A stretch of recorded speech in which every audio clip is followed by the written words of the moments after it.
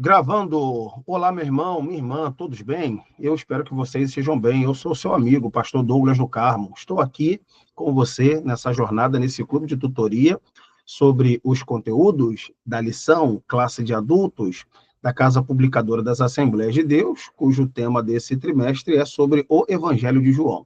Quero começar nesse momento, né, pedindo perdão a você pelo fato de não ter conseguido dar a tutoria da aula que foi aplicada nesse domingo passado, e eu já expliquei para vocês no nosso grupo do WhatsApp que eu estou com um problema ainda no meu computador novo, então eu resgatei o computador mais antigo e voltei a utilizar o computador antigo. Tá? Isso não tem nada a ver contigo, você também não tem nada a ver com isso, mas peço que você seja aí solidário a esse meu pequeno, minúsculo, sei lá, problema, e eu vou resolver isso já nessa semana, quero assim acreditar. Bom, retomando então o nosso calendário de aulas, eu estou fazendo essa gravação e disponibilizo agora essa gravação para você, pelo fato de ter um compromisso agendado. Então, agora eu estou aqui virtualmente, porque estou presencialmente em outro lugar, mas isso não vai impedir que a gente faça a nossa leitura aqui, algumas adições teológicas da lição, que ela é muito conhecida, né, pelo fato de estudar um pouquinho a vida do nosso amigo e irmão Lázaro de Betânia, tá bom? Então, nessa hora, eu vou fazer aqui a projeção da lição para a gente poder acompanhar e verificar alguns conteúdos aqui que eu vou mostrar para vocês. Nós vamos começar, então, aqui pela lição, beleza? Vamos começar pela lição. Começar pela lição. Deixa eu voltar aqui. Beleza. Então, a lição é a lição de número 7, 18 de maio de 2025, portanto, no próximo domingo, cujo título é, abre aspas, Eu sou a ressurreição e a vida. Fecha aspas. Nosso texto áureo, abre aspas novamente, disse-lhe Jesus, eu sou a ressurreição e a vida, quem crer em mim, ainda que esteja morto, viverá. João, capítulo 11, versículo de número 25. A verdade prática, o Senhor Jesus Cristo é a ressurreição e a vida, e por essa razão temos a garantia de que um dia teremos um corpo glorioso como ele. Essa expressão, um dia teremos, já me pega aqui, ó. Um dia teremos. Então, isso é uma verdade. No entanto, quando a gente considera a teologia bíblica do Evangelho de João, a gente pode dizer que esse dia já se manifestou hoje, tá bom? Então, esse dia se chama hoje.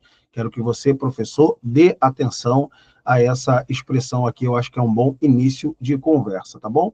Então, um dia teremos um corpo glorioso como o dele, é verdade. No entanto, o Evangelho de João intenta deixar claro para nós que essa realidade precisa se manifestar no tempo presente. Eu vou tentar mostrar isso para vocês. Bom, como eu sempre falo, né, eu faço a leitura da introdução e comento aqui o tópico e o subtópico, mas aí não respeitosamente, mas aleatoriamente. Então, a introdução. O encontro de Jesus com Marta ao chegar a Betânia revela aspectos especiais que poderão edificar a nossa vida espiritual por meio do estudo da palavra de Deus. Nada a comentar, é verdade. Nesta lição, iremos refletir sobre o propósito de Jesus ao realizar o milagre da ressurreição de Lázaro. Eu acho que aqui todo mundo sabe, eu sou um dos poucos que fala isso, tá? Quem me conhece de púlpito e me escuta pregar sabe que eu sempre que toco nesse tema, eu costumo usar uma outra nomenclatura. Então, é preciso que você ensine para os seus alunos a diferença entre ressuscitação e ressurreição, viu, gente? Pode parecer de pequena importância, mas acho que não é, não. Eu acho que não é, não. Ressuscitação é o que aconteceu com Lázaro, com o filho da viúva de Naim e todos os mortos que Jesus Cristo ressuscitou. No entanto, todos esses mortos ressuscitados por Jesus morreram novamente. Então, quem ressuscita e morre depois, essa não é uma ressurreição, isso é uma ressuscitação. Então, quando o médico vai lá e faz um processo de ressuscitação de alguém que está perdendo pulso, perdendo batimento cardíaco, essa pessoa tornará a morrer novamente, porque não dizer assim, estranho ouvir isso, né? Mas morrerá novamente em outro momento. Então, eu acho que nesse começo de conversa, é importante que você saiba isso e saiba dizer isso, porque eu acredito que os seus alunos vão vão tomar consciência disso, né? E a gente vai errar menos. Eu acho que essa aqui é a finalidade também de você ser professor. É fazer com que os seus alunos conheçam não só sobre o conteúdo da lição, mas tudo que envolve a Sagrada Escritura, a teologia. Eu acho que é isso que classifica um professor, né? Eu não sou professor apenas de uma escola bíblica dominical, é claro. Eu sou um professor de teologia, eu gosto desse trem. Então, mas me cobro bastante para poder aprimorar e crescer no vocabulário, na dicção, nas concordâncias verbais e assim por diante. É claro que a língua portuguesa é de uma densidade e de uma dificuldade absurda, mas a gente vai lutando para a gente poder saber falar e escrever cada vez melhor, tá bom? Então, fica ciente aí. Ressuscitação é o que aconteceu com Lázaro. Ressuscitou? Beleza, mas morreu de novo. Tá bom? Filho da viúva de Naim, ressuscitou? Ressuscitou, mas morreu de novo. Jesus não. Jesus viveu a experiência da ressurreição. Ressuscitou para não morrer nunca mais. Tá bom? Então, eu vou ler aqui Ressurreição de Lázaro, mas já expliquei aqui para você que o meu desejo é que você saiba reproduzir acertadamente para os alunos da sua classe. Beleza? Então, vamos lá. Iremos também nos aprofundar no diálogo entre Jesus e Marta sobre a ressuscitação do seu irmão. Não está escrito aqui. Além disso, a partir do milagre de Lázaro, vamos examinar a doutrina fundamental, que é a última parte da nossa lição, muito tensa, a doutrina fundamental da ressurreição do corpo, tal como é ensinada por Jesus e todo o Novo Testamento. Ponto. Então, aqui, eu diria que na introdução, você só deve pontuar só essa questão desse acerto aí da nomenclatura, você tentar mostrar a diferença de ressuscitação para ressurreição. Eu acho que vale a pena, os seus alunos vão ficar perplexos no sentido positivo, porque eu tenho certeza que eles não sabem. Então, aqui vão saber, eu acho que vai ser bacana demais, eu me sentiria, assim, bastante valorizado se o meu professor me ensinasse essas coisas, eu ia ficar muito feliz, tá? Perceba essa palavra-chave aqui nessa bola aqui, ó. Perceba aqui, ó, essa palavra aqui nessa bola. A palavra-chave é vida, e de fato é. E de fato é. Vamos comentar isso já já à luz das fontes que eu trouxe aqui. Vamos lá. Então, o primeiro tópico, o propósito de Jesus. O propósito de Jesus. Bom, recebimento da notícia sobre Lázaro. Nos evangelhos, Jesus realizou diversos milagres de ressuscitação, incluindo o filho da viúva de Naim, a filha de Jairo. O milagre da ressuscitação de Lázaro é o que estamos abordando. Atenção, porque aqui lá vai os meus adendos, Este é o último dos 7 milagres encontrados no Evangelho de João e representa a manifestação final de Jesus como Filho de Deus antes da sua crucifixão. Uma outra expressão que vale a pena você estudar, se qualificar e reproduzir é a diferença de crucificação para crucifixão. Então, nas literaturas, e você dá um Google também, você vai ver que a expressão correta é crucifixão. Crucifixão. Tá bom? Crucifixão. Então, crucificação também não é errado, mas já que a gente está buscando uma qualificação mais teológica, saber bem, isso não por vaidade, mas por zelo e bons serviços que prestamos a Deus e à fé, acho que vale a pena também aí reavaliar se deve pronunciar crucificação ou se deve pronunciar crucifixão. Eu tenho treinado os meus sentidos para poder falar crucifixão, beleza? Bom, deixa isso de lado, voltamos para o que nos interessa. Essa expressão aqui, ó, é o último dos sinais encontrados no Evangelho de João, é sintomático, porque lá vai. De fato, o nosso comentarista está correto, palminhas para ele, é o último milagre realizado por Jesus antes da Semana Pascal. E a Semana Pascal, evidentemente, vai ser a semana da sua morte. Portanto, Jesus vai entrar numa sessão longuíssima de discursos longos, que o nosso evangelista João vai colocar para nós. O episódio do lava-pés, a traição de Judas, aquela coisa toda, mas, de fato, ele não realiza mais nenhum milagre. E aqui que salta aos olhos a natureza do milagre realizado por nosso Senhor. Então, considerando ser este o último milagre realizado por Jesus, curiosamente, porém não por coincidência, Curiosamente, porém não por coincidência, é um milagre de um morto sendo trazido à vida.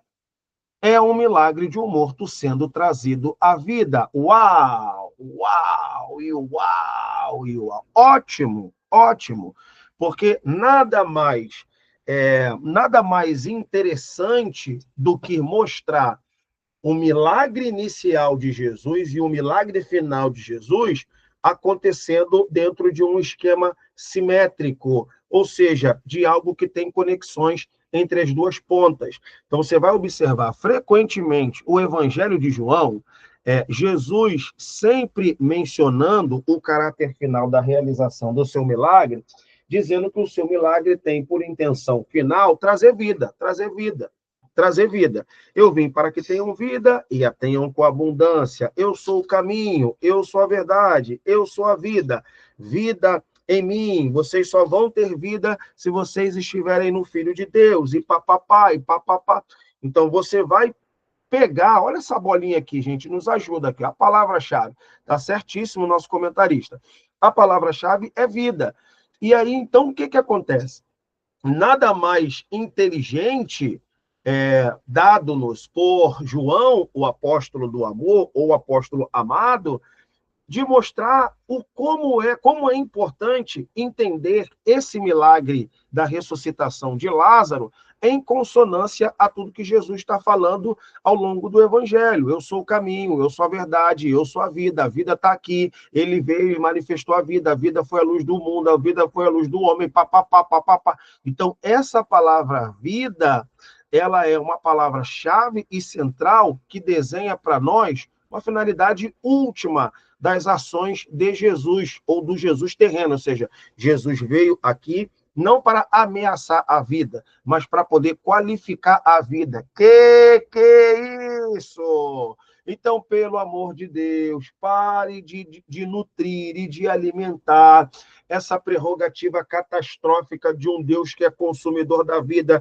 Se você não se converter, ele vai vir, vai acabar com isso, e vai acabar, e vai acabar, e vai acabar, ele vai destruir. Não!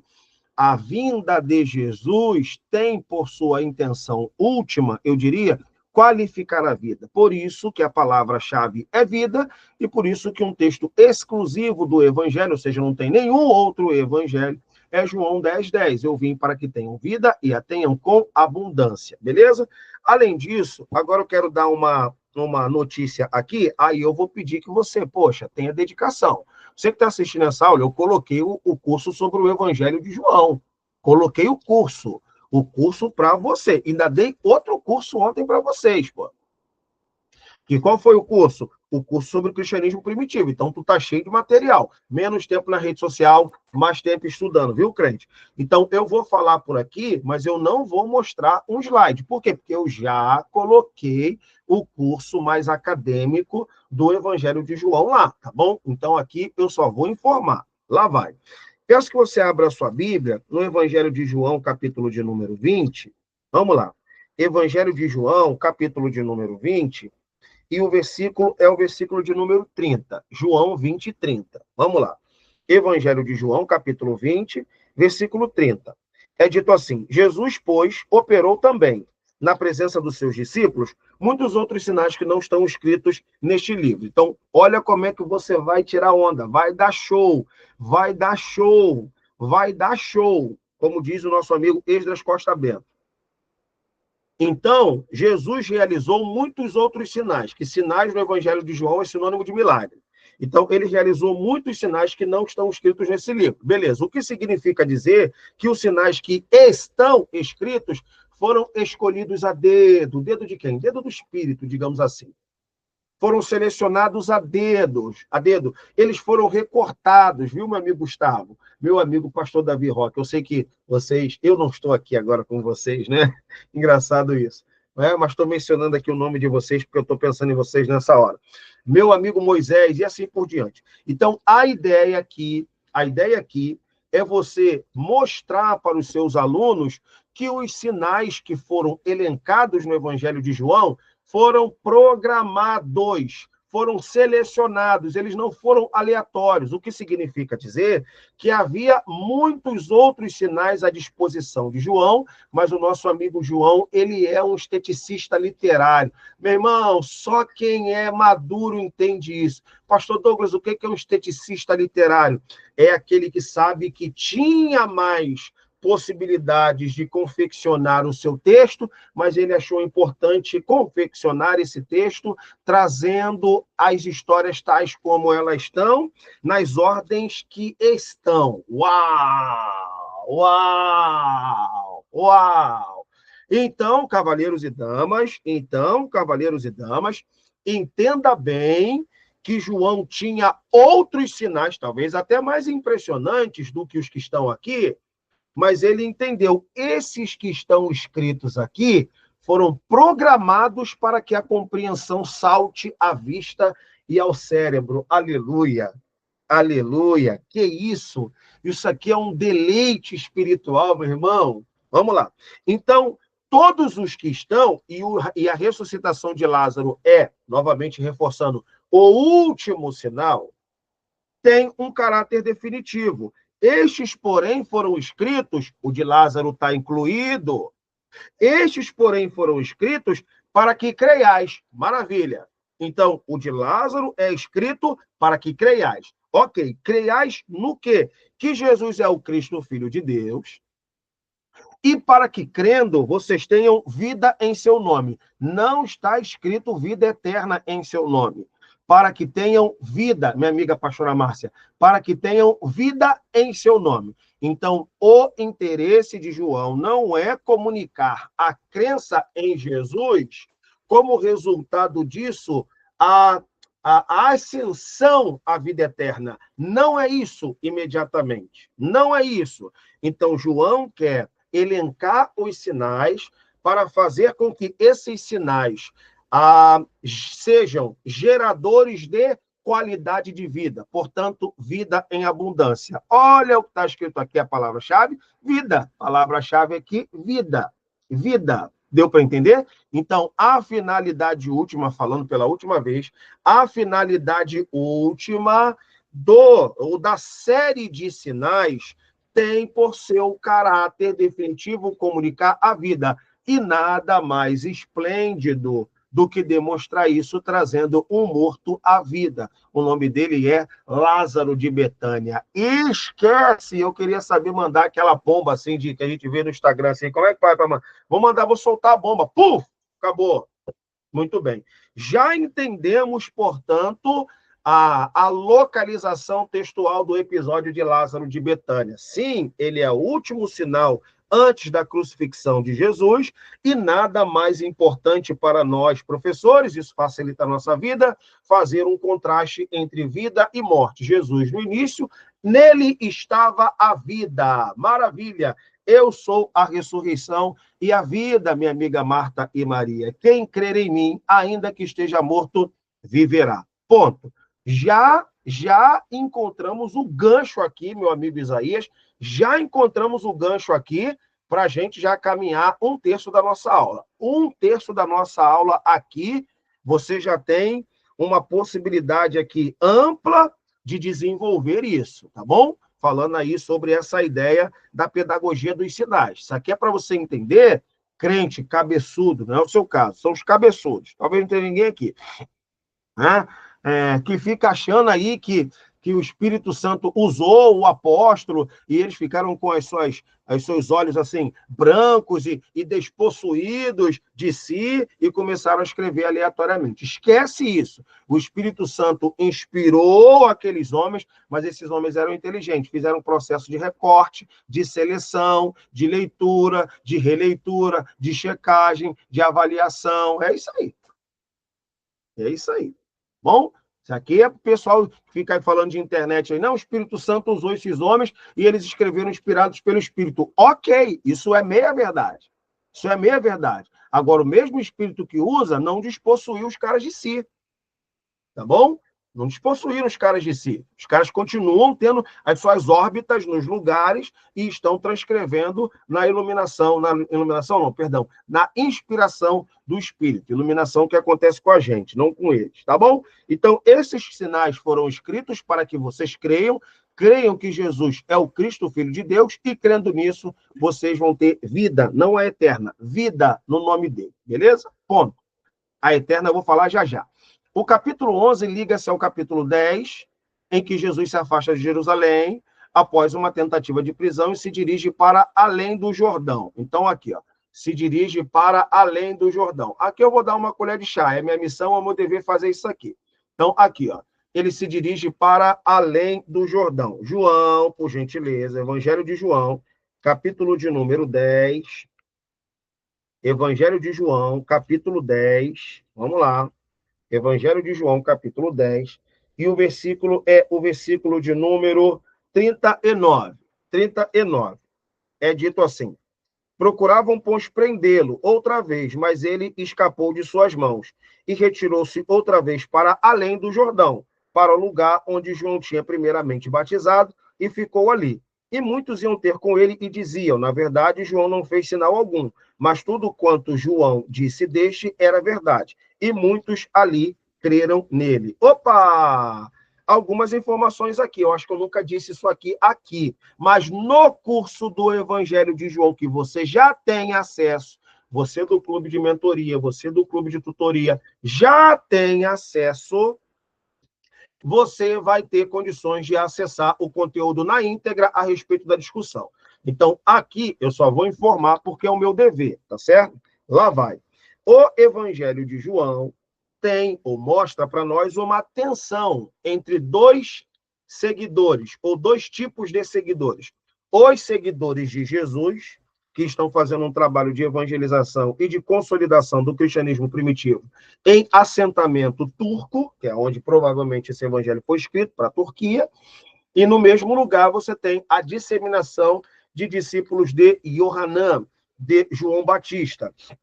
Discípulos de João Batista. E aqui no Evangelho de João há uma espécie de tensão entre os discípulos de Jesus e os discípulos de João.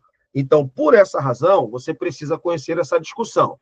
Onde eu vou conhecer, pastor Douglas? No curso do Evangelho de João, que você, assinante do nosso clube de tutoria, tem acesso. Ponto, acabou. Beleza. Ponto, acabou. Beleza. Então, eu aqui vou te mostrar uma coisa que quase ninguém sabe. Quase ninguém sabe. Deixa eu mostrar aqui. Eu acho que ele está no meu computador. Está aqui. É apenas um mapinha, mas que vale a pena você saber disso. Eu não sei se você vai ter à sua disposição uma tela, um multimídia, alguma coisa assim. Não sei se você vai ter à sua disposição. E aí, se você tiver, eu acho que você vai facilitar a vida dos seus alunos. Eu acho que está aqui, ó. O mapa. É esse aqui.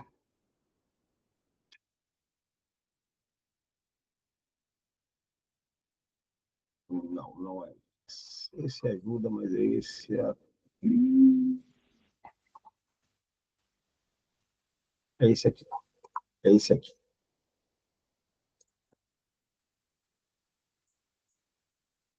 Aqui. Aqui. Oh, meu Deus, ajuda o povo de Deus, Senhor. Ajuda o povo de Deus. Conhecimento é muito bom. Conhecimento é muito bom. Jesus já estava em Jerusalém, e aqui entra o texto de João, capítulo 10, versículo 39. Procuravam, pois, prendê-lo outra vez, mas ele escapou de suas mãos. Então, Jesus está aqui, ó, em Jerusalém. Procuravam prender Jesus. Jesus vai, olha o texto, olha para a sua Bíblia, versículo 40. E retirou-se outra vez e foi para além do Jordão, para o lugar onde João tinha primeiramente batizado e ficou ali. Atravessa o Jordão e vai para o local em que João Batista estava batizando. Sabe como é que se chamava o local? Betânia também.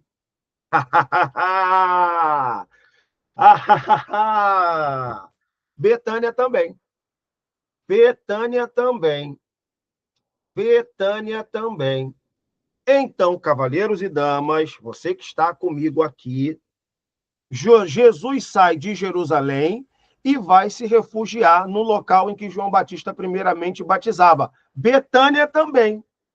Aqui ele tem a informação de que o Lázaro morreu, sai dessa Betânia e vai para esta Betânia aqui, ó. Esta Betânia aqui. Então, Jesus está em Jerusalém, recapitulando.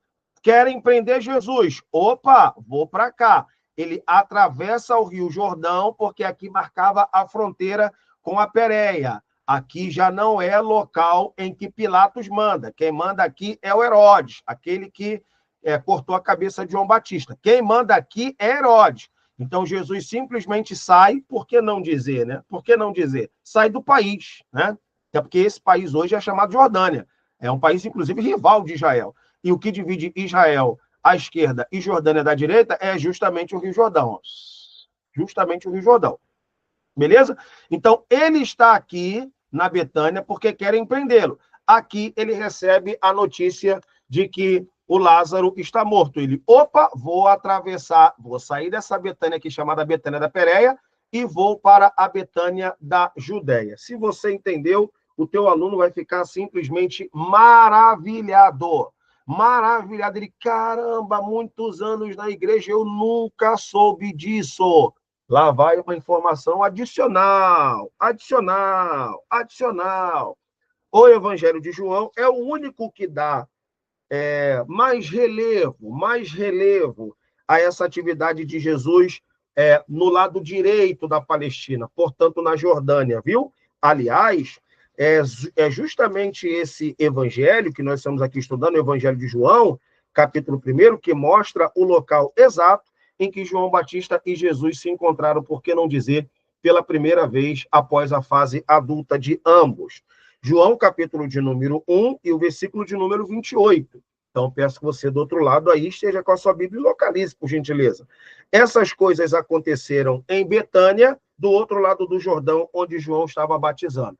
Então, por que que o João apóstolo diz que a Betânia que ele está batizando é aquela do outro lado do Jordão? É essa aqui, ó. É essa daqui.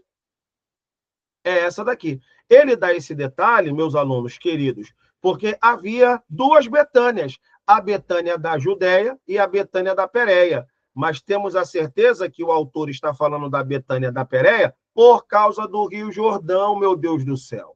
Por causa do Rio Jordão. Jesus foi batizado no Rio Jordão. Eu vou aproveitar, porque eu estou empolgado, e eu já vou chegar logo com o pé na porta. Gente, quem estuda comigo sabe, né, que não faz o menor sentido acreditar que João Batista está batizando no deserto. Esquece isso, esquece. Por quê, gente? Porque o profeta batiza no Rio Jordão.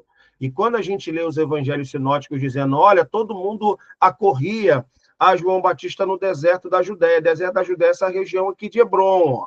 Aí, então, se você ainda acredita que ele está pregando no deserto e batiza no Rio Jordão, sei lá, ele tem que ter um avião, ele tem que ter um jato, ele tem que ter, sei lá, ele tem que ter uma moto, uma de 800 cilindradas, para ele poder pegar o cara naquele deserto e conduzir para cá para poder batizar.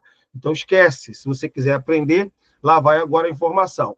Diz a Bíblia que João Batista começou pregando no deserto. Então, provavelmente, ele começou como pregador e adicionou ao seu exercício de pregação o batismo. Ou começou sendo um pregador e batizando, mas não no Jordão. Começou batizando nos tanques batismais chamados de mikvotes ou mikvaotes.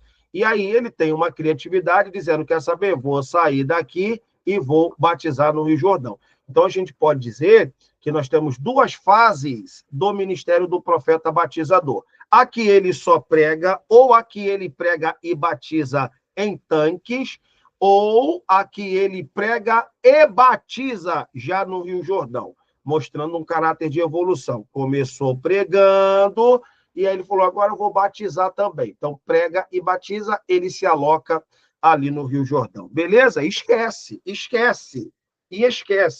Se eu não soubesse disso e estivesse sabendo agora, eu já apertaria o botão. Clique em Saiba Mais. Arrasta para cima. Você vai receber algum link aqui e vem participar do nosso clube de tutoria. Eu estou falando com propriedade, pô. Eu estou falando com propriedade. Tá certo? Então, aqui você vai tirar onda. Eu estou falando isso de maneira, assim, muito amistosa, viu, gente? Eu não estou falando com prerrogativas de vaidade, não. Você vai mostrar, caraca, o seu professor, o seu aluno vai saber. Rapaz, é impressionante, cara. É impressionante. Eu nunca soube disso. Que maneiro. Pronto, tá sabendo, tá sabendo. Então, vamos lá que a gente vai chegar na resposta agora. Pastor, Jesus se atrasou porque ele estava não sei onde, porque ele estava fazendo outra coisa, ou ele se atrasou de propósito. Eu acho que a gente tem N motivos para responder. Mas já que a gente está falando aqui de geografia, eu acho que a gente pode dar uma explicação geográfica para esse atraso de Jesus, beleza? Observem João, capítulo de número 10, e o versículo é o versículo de número 22. Evangelho de João, capítulo de número 10, e o versículo é o versículo 22.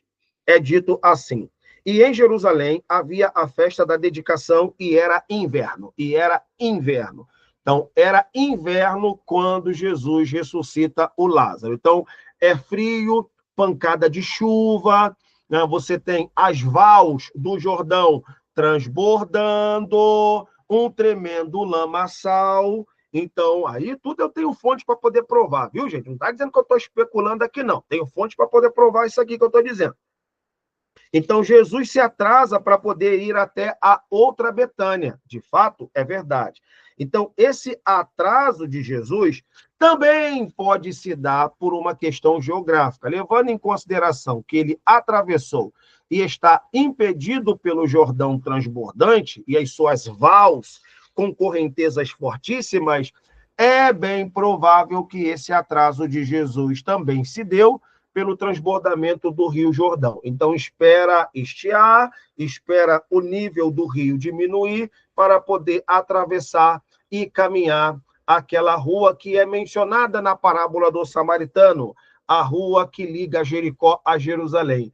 Olha que coisa simplesmente fantástica. Então, embora a parábola seja ai, meu Deus do céu, um conto genérico sobre coisas odiernas, a estrada era real, viu, gente? A rua que liga Jericó a Jerusalém. Jesus passou por essa rua aqui diversas vezes, principalmente porque o judeu que vem da Galileia, essa região aqui, deixa eu mostrar no outro mapa, olha aqui, ó.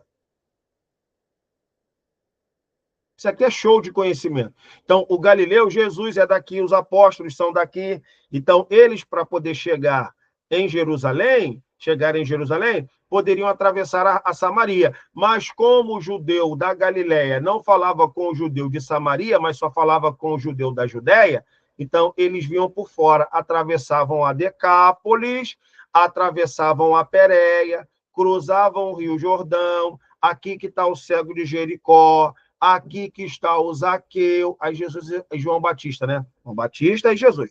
Atravessa isso aqui e desce para Jerusalém, tá bom? Olha como é que a geografia nos ajuda. Os galileus não vinham pelo Planalto Central, davam a volta pela Decápolis porque evitavam as estradas que ligavam até Samaria. Então tinha que passar aqui, ó.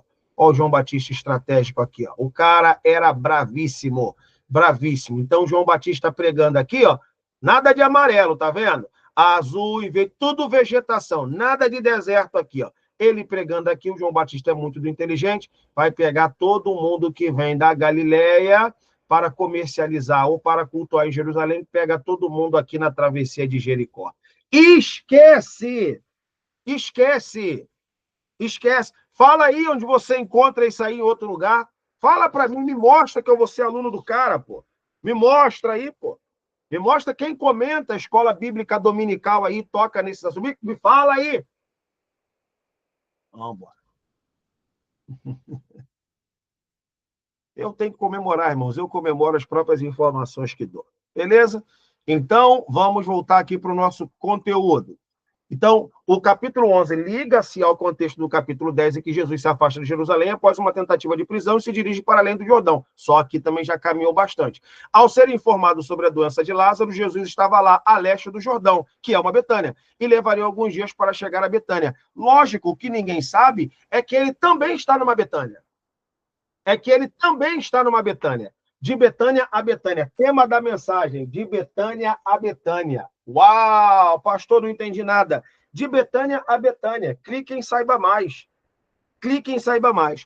Então, de Betânia a Betânia, onde encontrou Lázaro morto há 4 dias. Então, uma explicação para esses 4 dias pode ser geográfica. Pastor Douglas, está fechando a questão? Não, até porque eu acho que Jesus queria mesmo manifestar a sua glória. Tá? Queria mesmo manifestar a sua glória.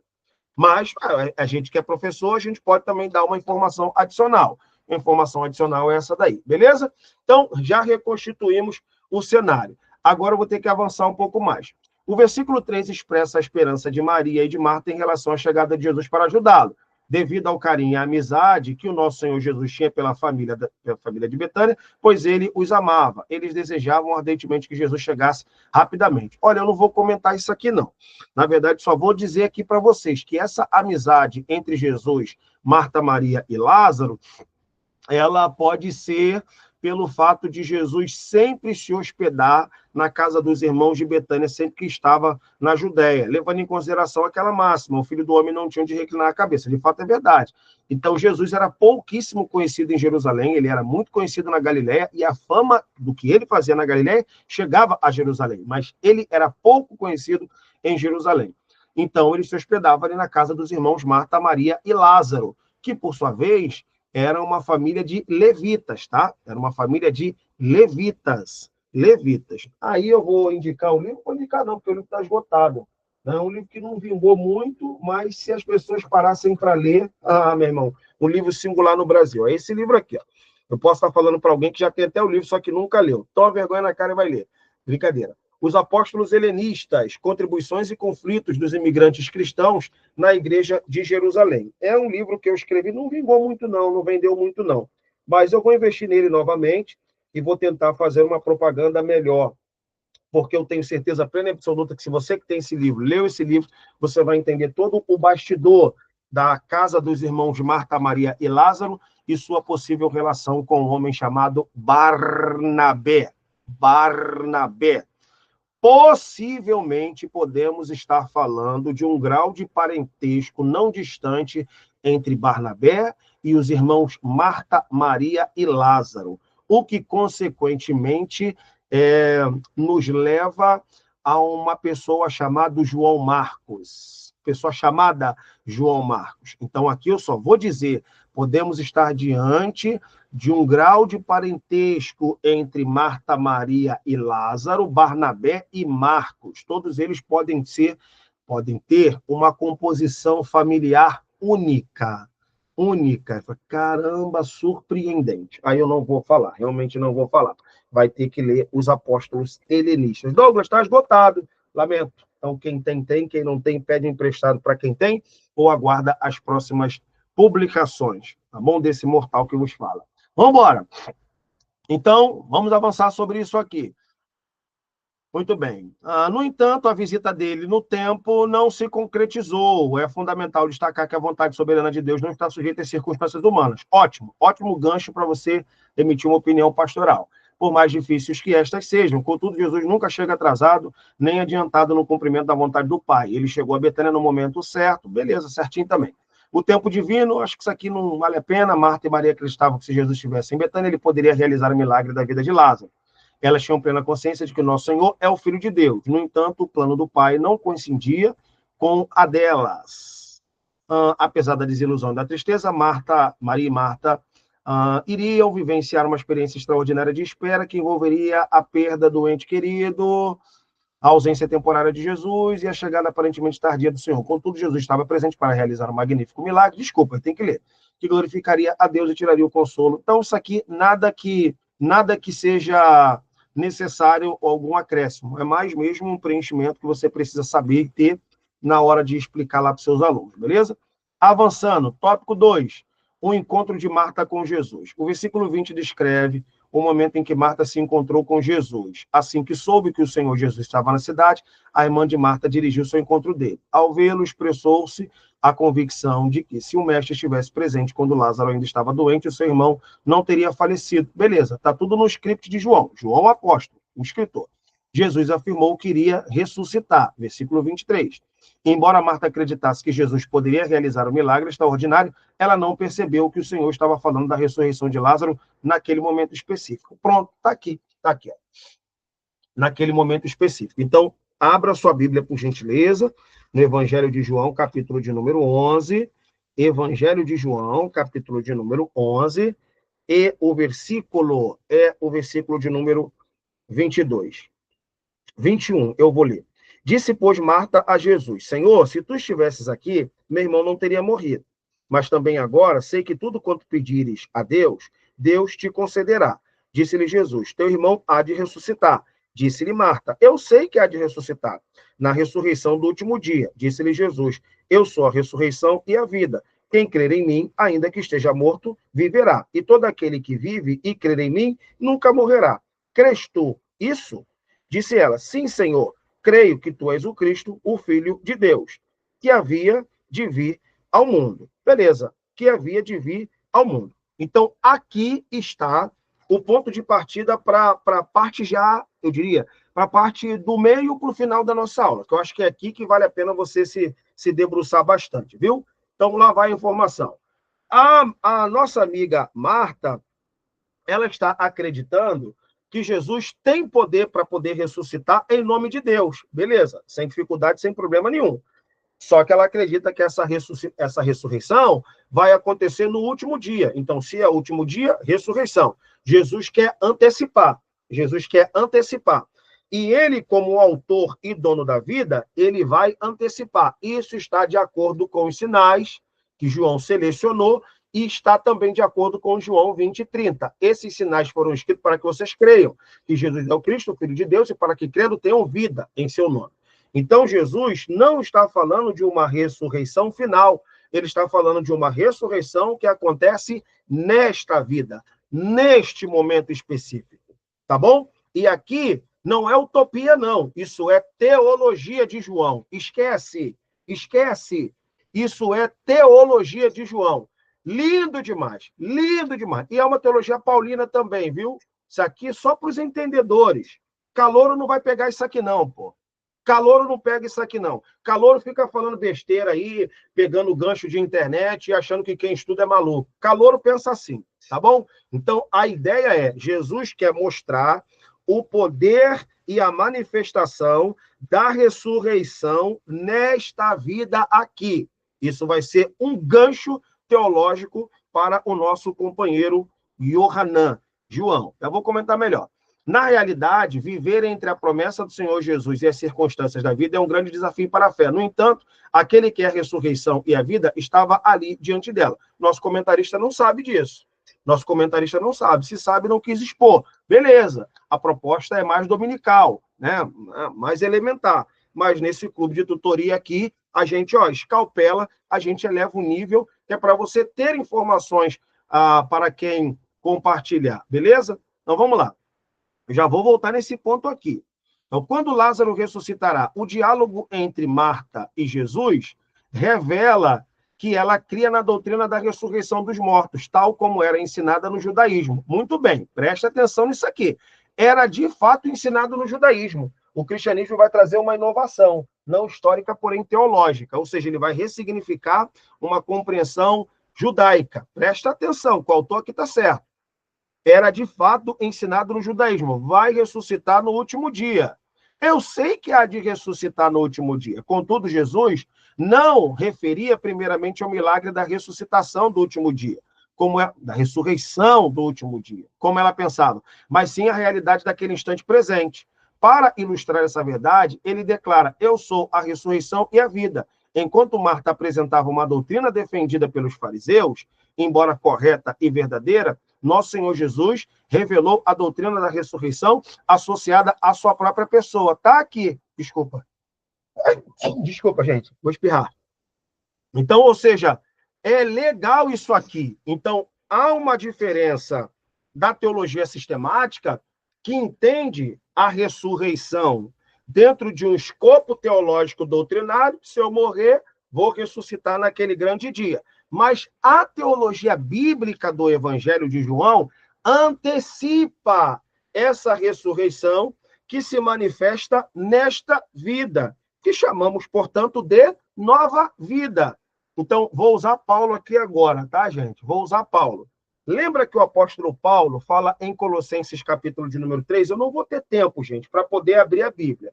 Se já ressuscitastes com Cristo, buscai as coisas que são de cima, onde Cristo está sentado à destra de Deus. Pensai nas coisas que são de cima e não nas que são da terra, porque já estáis mortos, e a vossa vida está escondida com Cristo em Deus. Quando Cristo, que é a vossa vida, se manifestar, então também vós vos manifestareis com ele em glória. Lembrei disso aqui de cabeça. Então, o apóstolo Paulo considera o crente já parcialmente ressuscitado. Meu Deus! Meu Deus! O crente já parcialmente ressuscitado. E ele é parcialmente ressuscitado no batismo, o batismo nas águas, que representa, portanto, uma morte e uma ressuscitação. Não para a vida eterna, mas para a nova vida. Então, antes da gente ressuscitar para a vida eterna, a gente vive a experiência da ressuscitação para a nova vida. Então, eu já estou morto, antes estava morto no meu pecado. Agora eu estou morto para o meu pecado. Eu estava morto no pecado, agora estou morto para o pecado. Então, ressuscitei. Ressuscitei para a vida eterna? Ainda não. Eu ressuscitei para a nova vida. E é exatamente uma potencialização dessa nova vida que me levará naturalmente à vida eterna. Então, esquece. A vida eterna não pode ser um acesso a uma modalidade de vida estranha a que vivemos agora. Não pode ser estranha, muito pelo contrário. A vida eterna é uma plenificação, aleluia, aleluia. Ela é uma plenificação de uma modalidade já experimentada nesta vida. Então, de fato, eu ainda não ressuscitei para a vida eterna, mas, de fato, eu ressuscitei para a nova vida. É exatamente isso que João quer mostrar. E não há nada mais importante e conectivo do que mostrar com a ressuscitação de um homem chamado Lázaro de Betânia. Então, aqui temos mais do que uma história de ressuscitação. É Jesus dizendo, meu último sinal, vou morrer, não faço mais nada, vou fazer esse aqui, é o último. O último aqui é esse aqui. O último é esse aqui, beleza. Lembra que eu estou falando desde o início do meu ministério que eu sou vida? Já falei para vocês que eu vim para poder trazer vida para o mundo, luz para o mundo. Eu vim para dar vida e abundante. Beleza, meu último sinal, para ver se vocês acreditam definitivamente. Vou trazer um morto à vida. Para ele ressuscitar para o último dia? Não, para ele ressuscitar para a nova vida. Antes da ressurreição eterna, você ressuscita para a nova vida. Se você gostou, deixa um comentário, pelo amor de Deus. Eu te faço um pedido. Eu estou vindo para pleitear um espaço na internet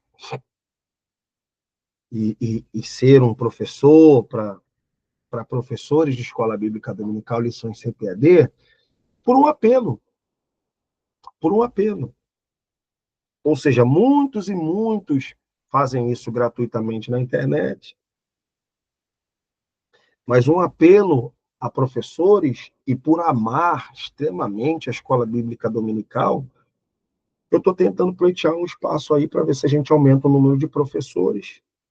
E você pode me ajudar indicando pessoas. Tá bom? Vambora. Muito bem. Diante disso, deixa eu só continuar aqui para poder ler. Na resposta de Jesus a Marta, quando ele afirma ser a ressurreição e a vida, encontramos pelo menos duas lições valiosas. Primeiro, a soberania do Filho sobre a morte e a vida.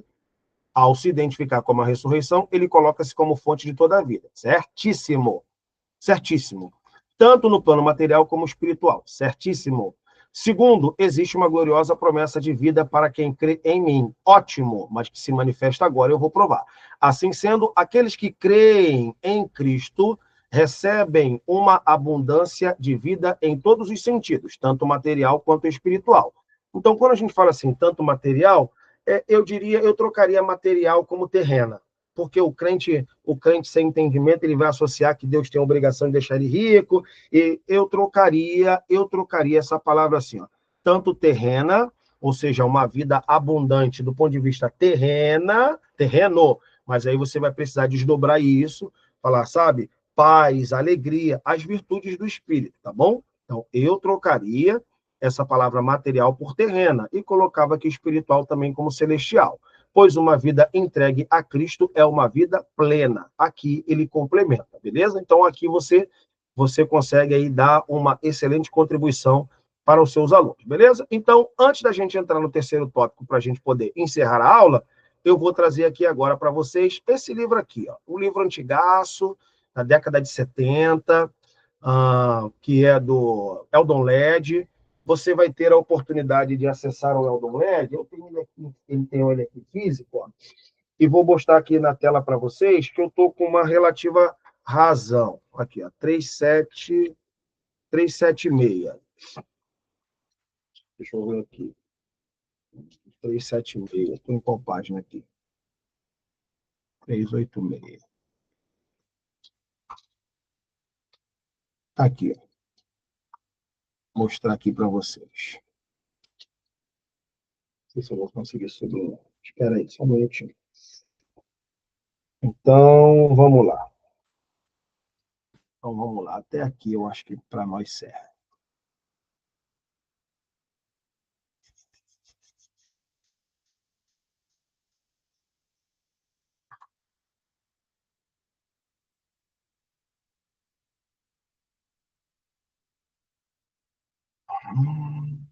Tá aí, ó. Você pode tirar foto, você pode... fez besteira.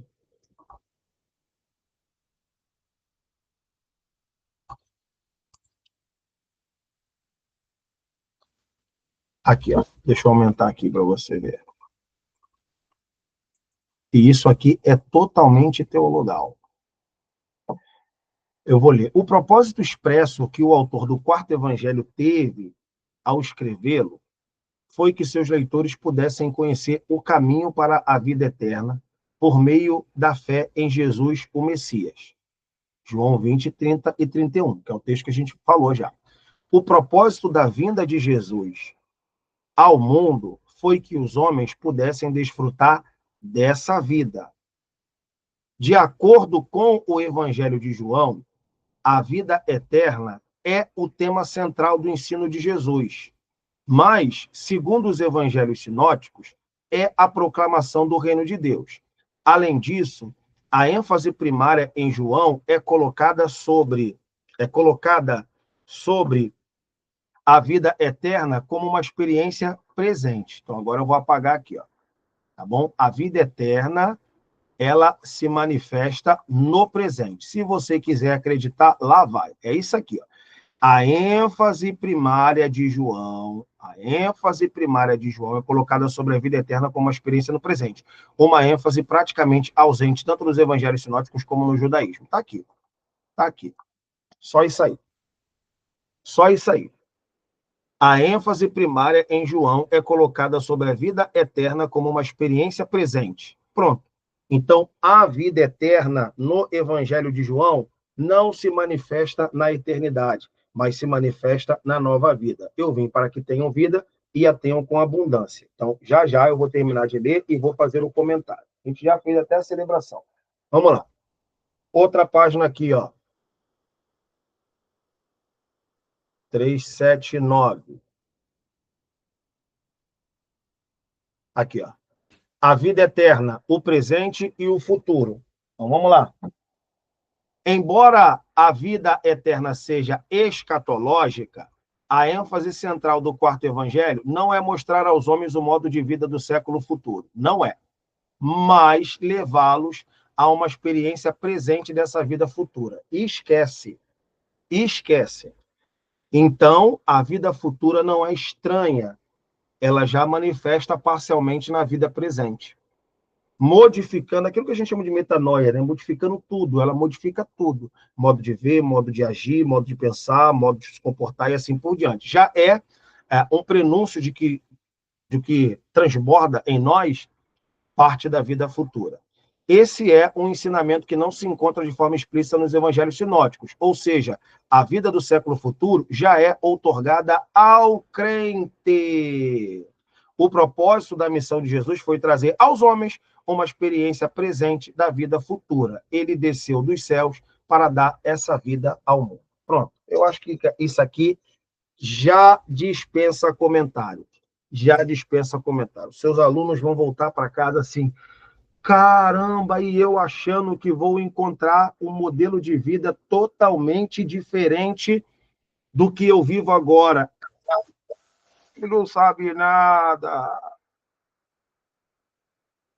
E o que o Evangelho quer mostrar para nós é que esse modelo de vida que nós, numa expectativa, ansiamos por encontrar, já se manifesta parcialmente nesta vida. Pastor, vida plena lá no futuro, vida plena no presente. E a gente sempre diz aquele texto assim, porque lá naquele dia não haverá nem choro, nem pranto, nem dor, nem morte. O que a gente está dizendo? Ó, essa vida aqui, meu irmão, essa vida aqui é uma maluquice. Vai lá naquele grande dia, não vai haver nada disso. Eu acho que isso tem seu lugar no discurso da igreja, mas o João não concordaria com essa máxima. João não concordaria com essa máxima. Entenda bem, nesse sentido. Ou seja, João reavalia, pelo menos aqui no seu evangelho, Apocalipse é uma outra discussão, que ele que escreve o Apocalipse mesmo, eu acho que aqui ele está trazendo uma outra formatação teológica. É enfrentar as mazelas do mundo com a plenitude do Espírito Santo, cheio de graça e de verdade, que torna a essência da vida e a vida existencial totalmente satisfeita em Deus. De modo que a potencialização dessa modalidade de vida, quando ela se planificar na eternidade, não será tão estranha ao que nós vivemos hoje, a vida terrena. Louvado seja o nome de Jesus. Crédito aqui para o Eldon Led, Jorge Eldon Led. Vamos lá? Então, caminhando aí para a gente poder encerrar a nossa mentoria de hoje. Vamos lá. A doutrina bíblica da ressurreição do corpo. O milagre da ressurreição física de Lázaro, realizado por Jesus, não foi o único. Como já observamos, outros milagres semelhantes estão registrados nos evangelhos. Não é ressurreição, é ressuscitação. No entanto, ao contrário do que aconteceu com Lázaro, que voltou a morrer, em João 5, o nosso Senhor menciona a ressurreição do corpo para os últimos dias. Quando os salvos não experimentarão mais a morte. Já foi para a sistemática aqui. A doutrina da ressurreição do corpo é um elemento essencial no cristianismo bíblico. O apóstolo Paulo, olha lá como é que ele sai. Sai de João e vai para Paulo. Podia ter terminado a lição. Podia ter terminado a lição. Vai para Paulo. Então, o apóstolo Paulo refere-se à imagem da ressurreição, que abrange todos os mortos, justos e injustos, diferenciando os tempos. Assim sendo, os justos ressuscitarão quando a trombeta tocar durante o arrebatamento da igreja. Escatologia. Os mortos voltarão à vida e os seus corpos serão gloriosamente transformados com os justos. Por outro lado, os injustos ressuscitarão no juízo final e receberão um corpo inglório, destinado à condenação eterna. Aqui é pura escatologia dispensacionalista que caracteriza o pensamento assembleiano. Então, isso aqui já ultrapassa as linhas do João e já vai trazer a doutrina do arrebatamento, não é? E do rapto da igreja, de certo modo, e a transformação corpórea do cristão. Da morte para a vida. Na conversa entre Jesus e Marta também se evidenciava a perspectiva da doutrina da ressurreição do corpo. A expressão nunca morrerá, mencionada no versículo 26, indica que, embora o salvo em Cristo experimente a morte física, nunca enfrentará a morte espiritual. De fato, o nosso Senhor fala de algo que vai além da compreensão humana e distingue entre vida natural e vida eterna. Assim sendo, conforme diz, ainda que esteja morto, viverá, para o crente, a morte não representa um fim sem esperança. Então, ele já mudou o assunto completamente. Isso aqui é muito pastoral, tá bom? Você consegue falar bem. Pelo contrário, sobre uma ótica bíblica, e segundo os ensinamentos de Jesus, a morte é a transição para a vida eterna, onde a ressurreição do corpo marca o início de uma nova realidade, de uma natureza espiritual. É só aqui que eu menciono para você que a gente não precisa dizer que isso vai se manifestar só no final da vida. O Evangelho de João quer antecipar para essa vida, beleza? Bom, O relato sobre a ressurreição de Lázaro demonstra como Jesus Cristo abordou o tema da morte de entes queridos. Ele sentiu compaixão, chorou, manifestou preocupação porque sabia das dores causadas pela morte. Contudo, ao declarar sobre Lázaro, Lázaro vem para fora, nosso Senhor revela aquilo que o Deus Todo-Poderoso realizará na vida de todos aqueles que morreram em Cristo. Ao ressuscitar Lázaro, ele evidencia concretamente que também ressuscitará dentre os mortos aqueles que foram salvos. Esta é a nossa viva esperança. E aí a gente encerra, sempre gosto de ler também a conclusão. Esta lição explorou o diálogo entre Jesus e Marta, onde se manifestaram as dúvidas da irmã de Maria, juntamente com as questões referentes à doutrina da ressurreição do corpo. O milagre realizado na ressurreição de Lázaro ilustra uma verdade muito mais ampla e profunda. Haverá um tempo em que aqueles que morreram em Cristo ressuscitarão e terão seus corpos gloriosamente transformados. Esta doutrina pode ser ilustrada por meio do episódio da ressurreição de Lázaro. Então, a gente encerra, chegando na próxima lição, que será comentada na próxima semana, tá bom? Então, a gente encerra aqui, apenas para poder dizer para vocês que você vai seguir 2 tópicos sobre a teologia bíblica do Evangelho de João, e o terceiro tópico, simplesmente, o nosso comentarista vai deixar o Evangelho de João e vai trazer uma compreensão mais sistemática e pastoral e escatológica dentro do dispensacionalismo que caracteriza, como falei, o pensamento escatológico assembleiano. Então, você vai ter que falar sobre isso, caso você sinta que precisa dar essa guinada, e aí você recorre aos manuais de escatologia para você poder se fundamentar aí dentro de uma visão. Você pode ser bem mais pastoral e bem mais básico e dizer, é isso, João está falando de uma ressurreição que acontece agora, tá bom? E ela é simbólica, tá bom? Então, estou morto no pecado, agora estou morto para o pecado, ressuscito para a vida eterna, para a nova vida, perdão, e depois ressuscito para a vida eterna. Uma realidade que se planificará no futuro, mas que se manifesta no nosso presente. Teologia bíblica do Evangelho de João. Agora, dentro da teologia sistemática assembleana, aí sim, então, se acredita que um cristão que for da geração do arrebatamento, ele vai ter o corpo glorificado. Quem morre antes do arrebatamento vai ter o seu corpo ressuscitado e novamente transformado, porém gloriosamente, tá bom? Aí entra só uma frase em latim que eu deixo para você pesquisar e provocar.